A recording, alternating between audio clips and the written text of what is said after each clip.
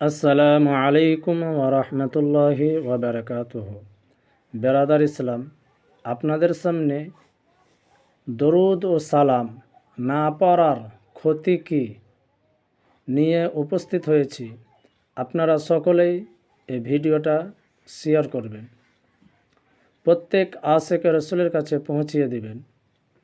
নবী পাক সাহেবে দো জাহান সাল্লাল্লাহু তাআলা আলাইহি ওয়াসাল্লাম ইরশাদ করেছেন, যে লোক নিজেদের মজলিস হতে আল্লাহর জিকির ও নবীর প্রতি দরুদ শরীফ পাঠ করা ব্যতীত উঠে যায়, তবে সে যেন দুর্গন্ধময় লাশ হয়ে উঠল।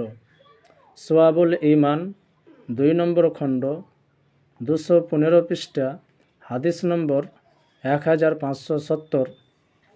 দরুদ শরীফ না পাঠকারী সম্পর্কে নবী পাক সাল্লাল্লাহু তাআলা আলাইহি ওয়াসাল্লাম বলেন, ওই ব্যক্তির নাক ধুলায় মলিন হোক যার কাছে আমার আলোচনা হলো আর সে আমার প্রতি দরুদ শরীফ পাঠ করল না।